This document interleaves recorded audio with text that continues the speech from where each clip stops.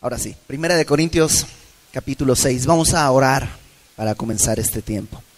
Señor, gracias por tu palabra, gracias porque podemos venir a ella y en ella encontramos luz y encontramos, Señor, tu consejo y es agua para lavarnos, Señor, pero también es martillo que quebranta la roca, Señor. También tu palabra es este bálsamo a las heridas. Que nuestro corazón, Señor, esté dispuesto a recibir tu consejo y de esa manera podamos ser transformados para tu gloria. Te lo pedimos, Señor, en el nombre de Cristo nuestro Salvador. Amén. Primera de Corintios capítulo 6. Estamos a punto de terminar la primera parte de la carta. ¿Recuerdas que esta carta Pablo la escribe porque llegan algunas personas de alguien que se llama Cloé?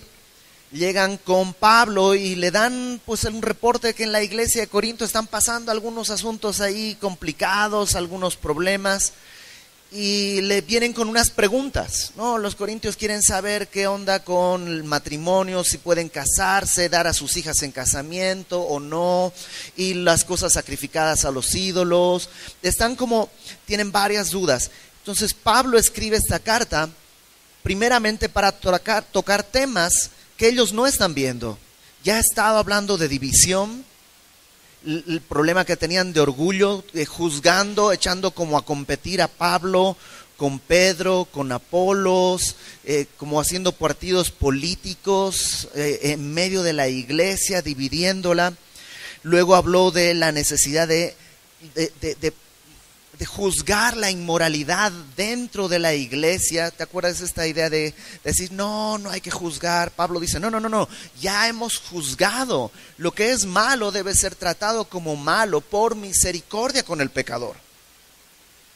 Ahora, en el capítulo 6 va a hablar de dos temas. El primero tiene que ver con conflictos internos, ¿no? Conflictos entre los hermanos, y en el segundo va a regresar a hablar un poco de la inmoralidad, pero ahorita lo vamos a tocar. Capítulo 6, versículo 1, dice,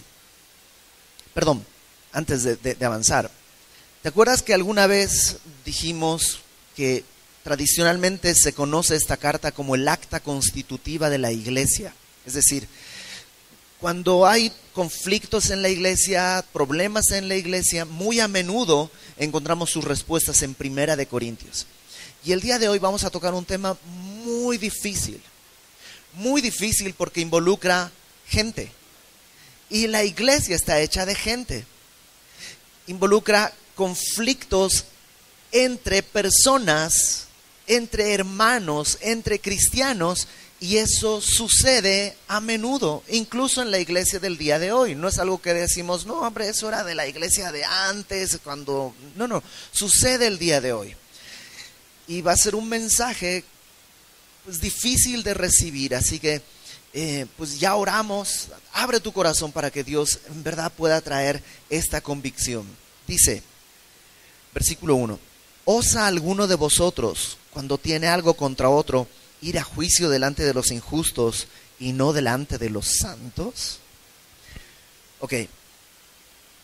Pablo dice, en los problemas que tienen, en los conflictos que tienen, ¿se atreven a ir ante los injustos? Es decir, ante los tribunales civiles romanos. Y si tú logras alcanzar a entender, Pablo lo dice como con indignación, como ¿a quién se le ocurre? ¿Qué atrevidos son de llevar sus conflictos con los injustos? La palabra injusto ahí la podrías traducir como pagano. Es decir, vamos a suponer que un hermano le está rentando su casa a otro hermano en Cristo. Y el hermano que está rentando pues ya lleva 3 o 4 meses sin pagar la renta. Entonces el otro hermano lo que hace es decirle, ¿sabes qué? Voy a contratar un abogado y te llevo ante un juez. Tú dices, esas cosas no suceden en la iglesia de hoy. Pues sí suceden.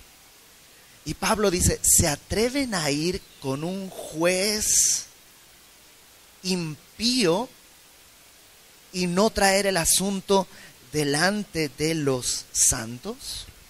Déjame aclarar algo. Pablo no está hablando de asuntos penales o asuntos criminales.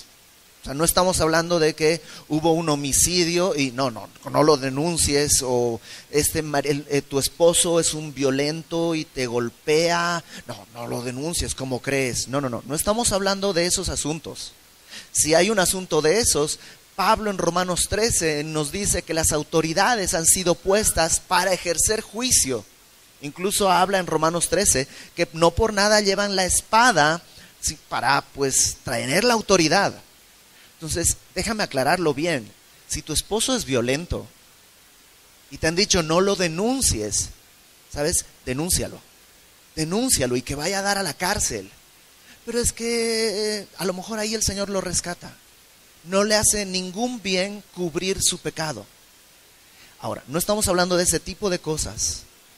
Estamos hablando de conflictos entre personas. A lo mejor eso, un fraude, me prometió que me iba a vender esto, le pagué pero no me lo trajo, ese tipo de cosas. Pablo dice, no vayan ante los paganos. No dice que la iglesia tiene que tener su propia corte de justicia. No, estamos dentro de la sociedad y la justicia tiene que ser establecida por las leyes. Pero antes de llegar a esas leyes, Pablo dice, deberían resolverlo. O sea, nomás piensa. ¿No sería más lógico que alguien que conoce de Dios busque caminar más rectamente que un juez que no es creyente? Un juez que no es creyente es sujeto de corrupción, sujeto de muchas cosas. Un creyente debería ser más confiable. Entonces Pablo está diciendo, ¿qué está pasando? Que están yendo ante los jueces paganos. Fíjate el versículo 2 y el 3. ¿O no sabéis que los santos han de juzgar al mundo? Y si el mundo ha de ser juzgado por vosotros, ¿sois indignos de juzgar cosas muy pequeñas? ¿O no sabéis que hemos de juzgar a los ángeles? ¿Cuánto más las cosas de esta vida? Entonces Pablo nos recuerda algo. Los creyentes vamos a ser jueces. ¿Cuándo? En el milenio. Después del tiempo de la gran tribulación, cuando Cristo venga a reinar en esta tierra, en su regreso, y venga y establezca su reino, ¿quiénes crees que van a ocupar los lugares de autoridad en todo el mundo? Pues nosotros, los creyentes, con un cuerpo nuevo, un cuerpo glorificado, juzgaremos en distintos lugares, según lo que tú hayas sido fiel, ¿no? Si fuiste fiel en lo poco, serás puesto sobre mucho, y a lo mejor serás el presidente de México, el presidente de Naciones Unidas, o si a lo mejor no has sido tan fiel, pues serás, siempre digo, ¿no? Como el regente en una escuela, o una cosa así, ¿no? La responsabilidad cada vez menor si no has sido fiel en esta vida. Pablo dice, si vamos a juzgar en el milenio, ¿acaso no podemos juzgar el día de hoy? Es más, fíjate lo que dice. ¿No saben que vamos a juzgar a los ángeles? O sea, ¿en qué momento dice que vamos a juzgar a los ángeles? En muchos lugares. En muchos lugares. Acompáñame por favor nada más a 2 de Pedro capítulo 2. En 2 de Pedro, en el capítulo 2, versículo 4. Pedro está hablando de unos ángeles. Obviamente cuando habla de ángeles no está hablando de ángeles buenos. O sea, no es como que tú vas a agarrar a tu ángel de la guardia y le vas a decir, ¿dónde estabas la mañana del 23 de febrero de no sé qué año cuando me caí de la bicicleta? No, estamos hablando de ángeles caídos. Fíjate, 2 de Pedro 2, 4. Si Dios no perdonó a los ángeles que pecaron, sino que arrojándolos al infierno los entregó a prisiones de oscuridad para ser reservados al juicio. O sea, hay ángeles que están encarcelados esperando un juicio que va a venir, y por otros pasajes pareciera que nosotros vamos a ser parte de ese juicio. Entonces, si vamos a juzgar ángeles, si vamos a juzgar en el milenio cosas eternas, no pueden juzgar cosas, dice aquí en el versículo 2, ¿no? Al final, ¿son indignos de juzgar cosas muy pequeñas? Verso 3, ¿no sabéis que hemos de juzgar a los ángeles? ¿Cuánto más las cosas de esta vida? Si Dios tiene para nosotros una responsabilidad tan grande en el futuro, ¿no pueden encargarse de resolver estos conflictos entre ustedes? Verso 4.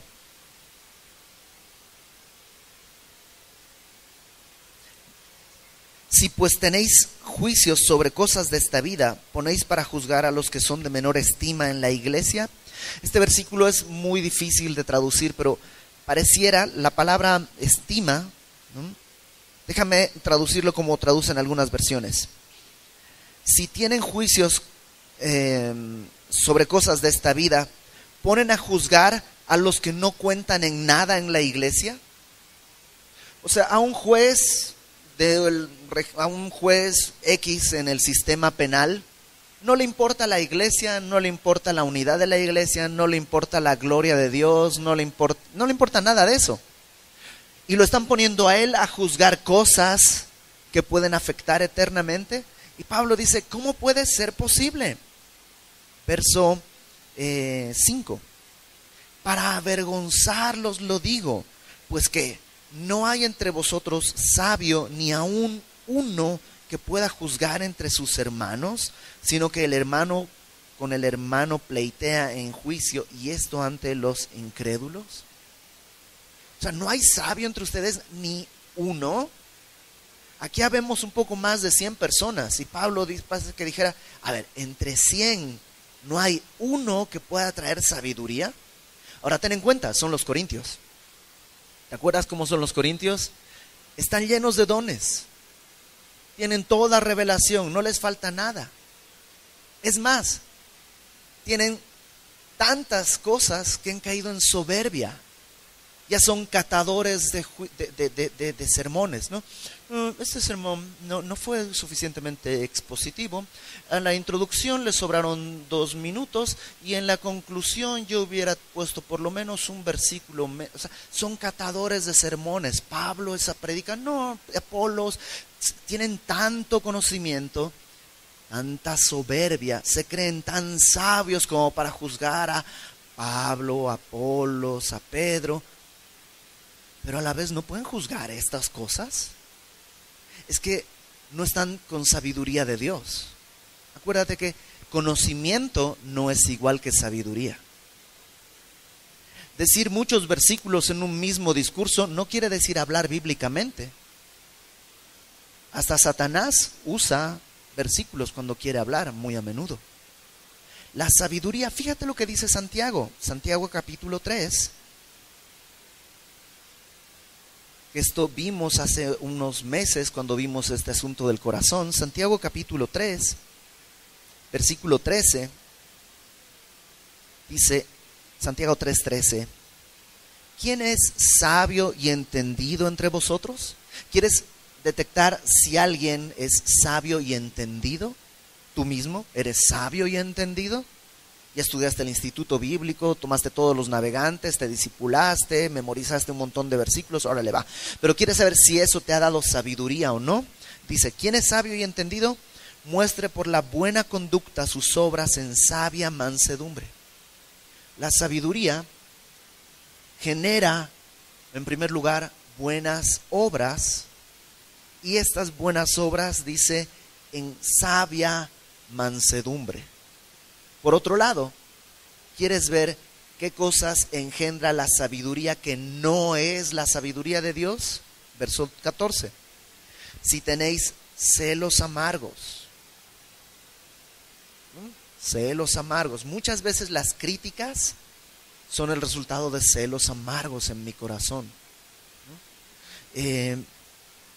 Contención en vuestro corazón, peleas, pleitos.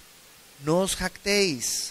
No pienses que estás bien, ni mintáis contra la verdad, porque esta sabiduría no es la que desciende de lo alto, sino terrenal, animal y diabólica. Otra vez, los corintios estaban pensando, mejor me gusta Pablo, mejor me gusta Pedro. Esa sabiduría contenciosa, dice, es sabiduría terrenal, animal y diabólica. Mientras que la sabiduría que puede dirimir estos juicios es, fíjate, verso 17, perdón, voy a leer el verso 16, donde hay celos y contención, allí hay perturbación y toda obra perversa. Verso 17 de Santiago 3. Pero la sabiduría que es de lo alto es primeramente pura, después pacífica, amable, benigna, llena de misericordia y de buenos frutos, sin incertidumbre ni hipocresía. Y el fruto de justicia se siembra en paz para aquellos que hacen la paz. Entonces, tú juzga tu vida. Cuando piensas de otros, cuando hablas de otros, ¿estás guiado por sabiduría de lo alto, pacífica, pura, benigna, amable, o celos amargos, contención, envidias, etcétera, etcétera? Entonces Pablo, regresa a 1 Corintios, por favor.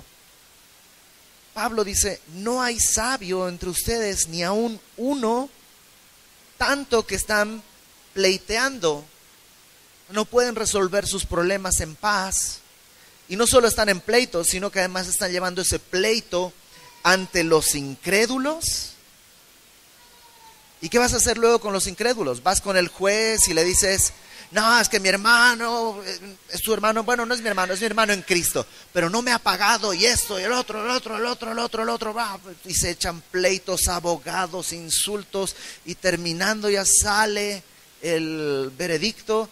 Y entonces le dices al juez, pues muchas gracias, quisiera invitarlo a mi iglesia porque ahí le vamos a hablar del amor de Dios. ¿Qué te va a decir el juez?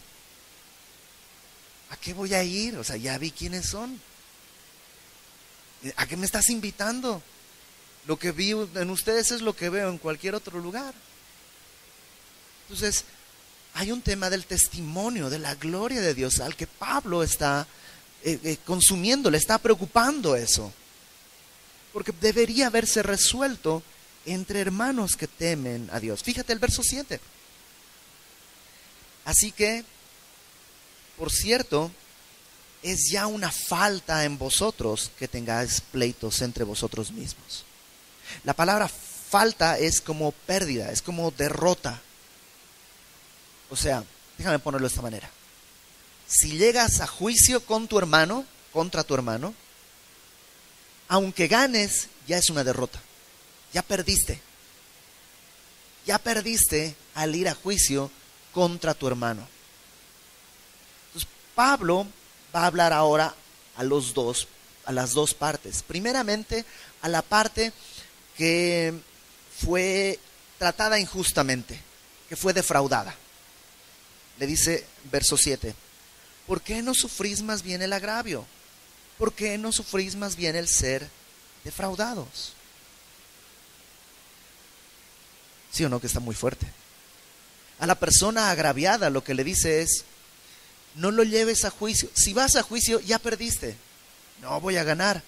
Sí, ya perdiste. Si tu meta como creyente es la gloria de Dios, ya perdiste, aunque ganes el juicio.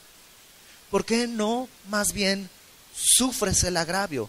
Sufres el ser defraudado. Pero es que eso no es sabio, no en la sabiduría del mundo. De hecho, en la sabiduría del mundo es ridículo. Yo te reto a que le des este consejo a alguien que no es cristiano. Te va a dar un zape porque no lo puede entender. No lo va a entender. No lo va a entender. Pero en Cristo, ¿sabes por qué lo podemos entender? Porque es la actitud del Señor.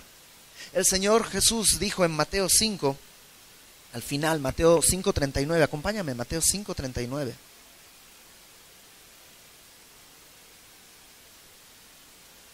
Mateo 5:39. Desde el 38, déjame leerlo desde el 38. Mateo 5:38. Oísteis que fue dicho, Jesús está hablando, oísteis que fue dicho ojo por ojo y diente por diente. No, esta frase ojo por ojo, diente por diente se ha tergiversado mucho. Muchas personas dicen, es venganza. Incluso dicen que dijo Gandhi, ¿no? Ojo por ojo y el mundo quedará ciego, ¿no?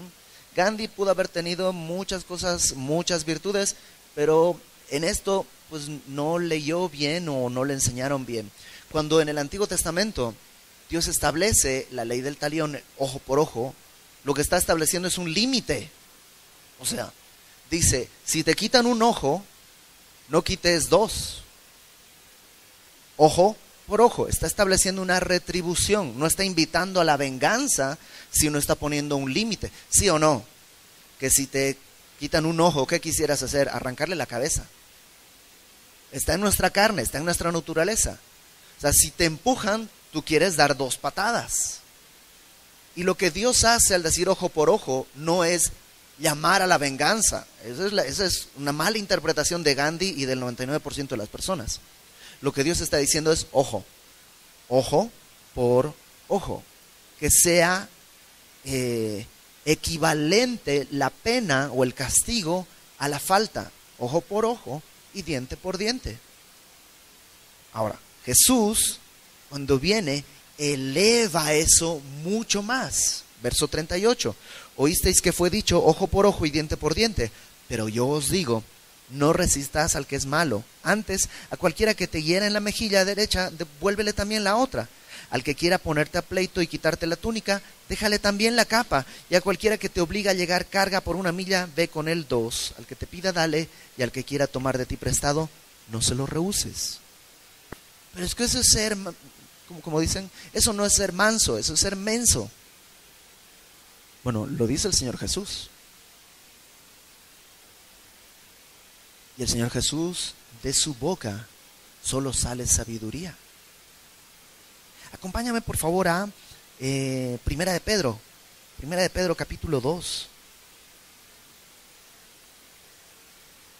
Primera de Pedro capítulo 2.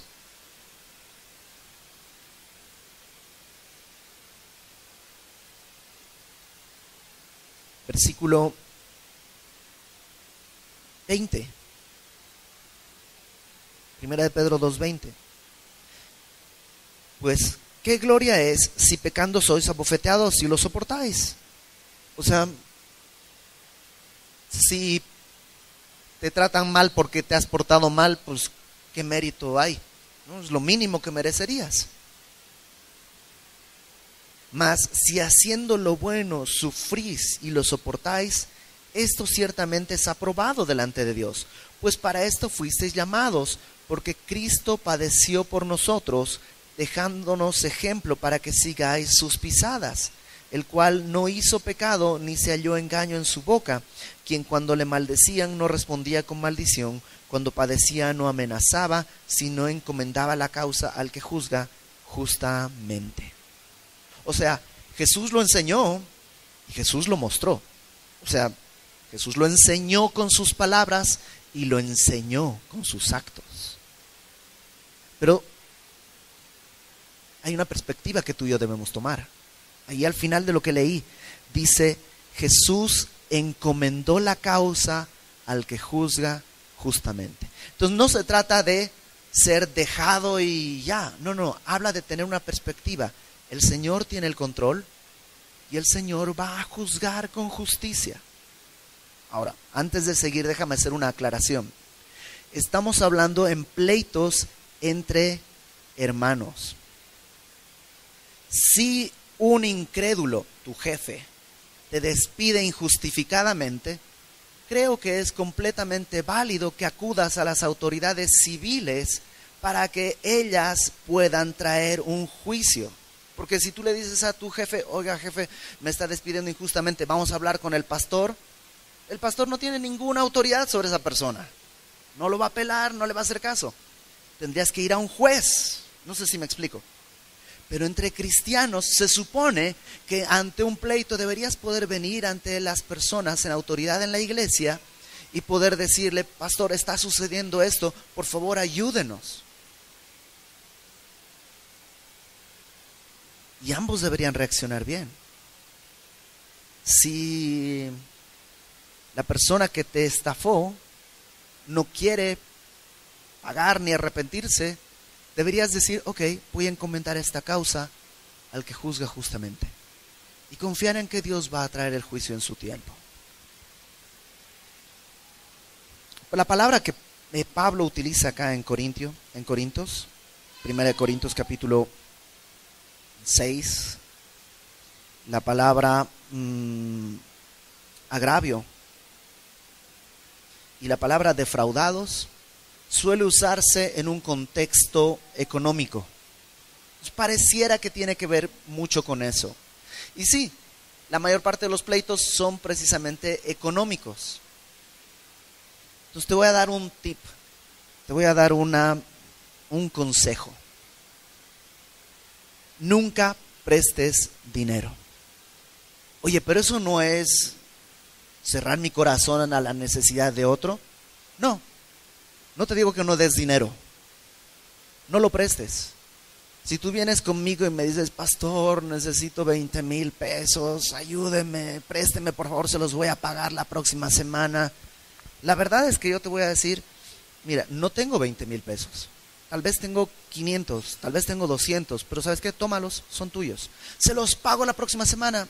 Si quieres pagarlos está bien, pero no me los debes. Así tú y yo estamos libres. Así yo no te tengo encadenado a que me debes mi dinero cuando vas a... Porque al final de cuentas, si no puedes pagar, te vas a ir de la iglesia con tal de no avergonzarte.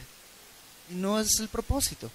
Muchas personas se han ido de la iglesia por este tipo de cosas. Entonces, tal vez no tienes 20,000 pesos para regalar. Tal vez tienes 100, 50, pero suelta y deja. No esperes, si te los regresan, gloria a Dios. Pero si no, no perdiste nada, ni una amistad, ni nada. Sé sabio, sé sabio.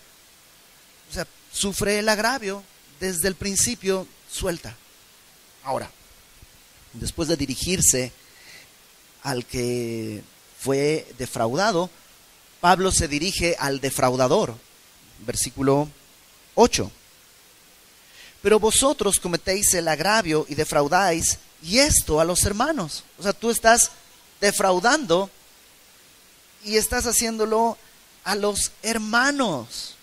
O sea, hasta en la mafia hay códigos de ética. Hasta en la mafia se respeta a la familia. Y tú estás defraudando dentro de la comunidad. Fíjate lo que le dice, versículo 9.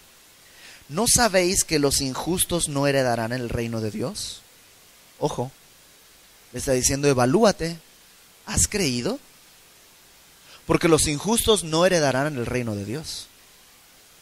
No erréis, ni los fornicarios, ni los idólatras, ni los adúlteros, ni los afeminados, ni los que se echan con varones, ni los ladrones, ni los avaros, ni los borrachos, ni los maldicientes, ni los estafadores heredarán el reino de Dios.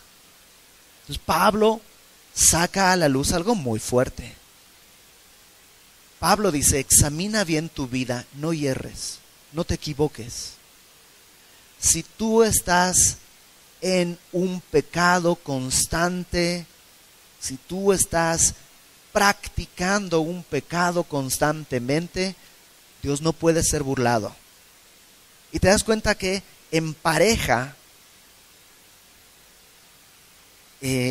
fornicarios, eso es un pecado de tipo sexual, con idolatría, vamos a llamarle un pecado de tipo no corporal, sino espiritual, adulterio, homosexualismo, hurto, avaricia, desenfreno. O sea, todos esos los pone en la misma bolsa. ¿Sabes qué está diciendo Pablo? A ti que has sido defraudado, no te preocupes, Dios va a juzgar. A ti que estás defraudando, no te equivoques, Dios va a juzgar. No te equivoques. Luego está diciendo, estafar a tu hermano es como cometer estos pecados sexuales que son muy grotescos. La iglesia en muchos casos yo creo que ha cometido el error de enfatizar el pecado sexual como si fuera algo más grave que la estafa, ¿no? Y hablamos, no, los gays y los homosexuales, casi con odio, y permitimos que en la iglesia haya robos, hurtos, estafas, como si no fuera tan grave. Y Pablo pone todas las cosas en el mismo lugar y llama al arrepentimiento a uno y a otro. Fíjate lo que dice el verso 11. Esto erais algunos, mas ya habéis sido lavados, ya habéis sido santificados, ya habéis sido justificados en el nombre del Señor Jesús y por el Espíritu de nuestro Dios. Porque después de poner esta vara tan alta, Pablo pone una esperanza aún más alta todavía. Al que ha sido defraudado, le dice, ¿sabes? En Cristo hay esperanza. Tú puedes ir y denunciar a este cuate y todo, pero ¿eso qué va a conseguir? A lo mejor te regresa dinero y ya. ¿Por qué no te dedicas a orar por él? Podría ser transformado. Algunos de ustedes eran esto: ladrones, avaros, homosexuales. O sea, hay una esperanza para regresar a una vida como la que Dios ha ordenado. Y a los que han defraudado, lo que les dice es, no es la manera en la que tienes que vivir. Hay una esperanza. Hay una esperanza para ese tipo de vida que llevas y que está destruyendo tu vida. Hay una esperanza.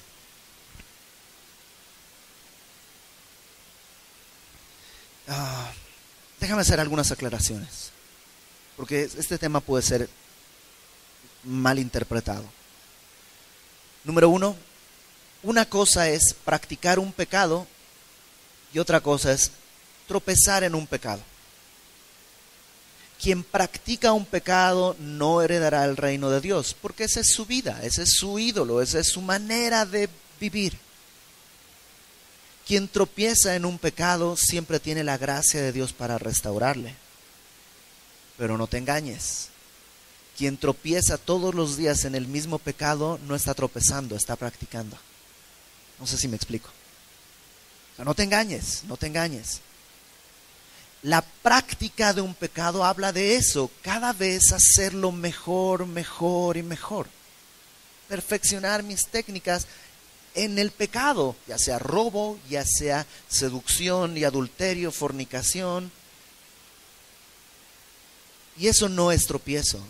Un tropiezo es algo que sucede una vez, algo que sucede y que duele y que lastima y que anhelas no repetirlo. Piensa en un tropiezo caminando. O sea, si tú vas caminando en la calle, te tropiezas, te caes, te lastimas, te raspas, te duele, ¿qué es lo que piensas? Ay, ojalá no me vuelva a tropezar. La verdad, qué tonto que no vi el hueco ese. O sea, quisieras regresar en el tiempo y cambiarlo y hacerlo distinto. ¿Por qué? Porque eso es un tropiezo. En cambio, si en este pecado no hay ese dolor, no hay ese anhelo de regresar y haberlo cambiado y decir, ¿por qué lo hice? Daría todo por regresar y no hacerlo. Si no hay eso, en realidad no es un tropiezo, es que tú te estás lanzando solito a la alberca. Y los que practican tales cosas, dice Pablo, no heredarán el reino de Dios. Estos pecados, todos los de esta lista, tienen que ver con el egoísmo. Con el egoísmo. Y te digo una cosa, el egoísmo nunca decrece sin el Señor, solamente aumenta y aumenta. Y a lo mejor eres avaro, ¿no? Quieres más y más y más.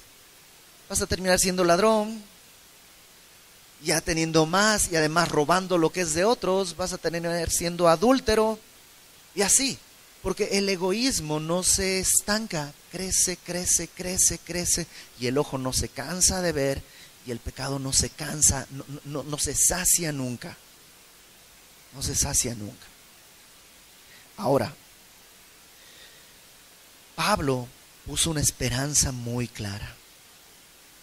Y después de hablarnos de esta esperanza en la que dice, ya han sido lavados.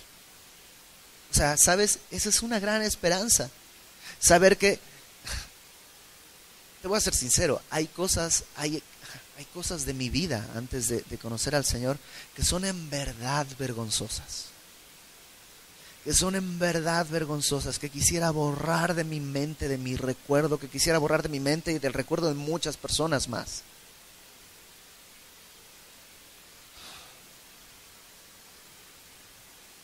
Mi esperanza es que el Señor me ha lavado. Me ha lavado, en verdad me ha lavado. Y luego dice Pablo, ya habéis sido santificados.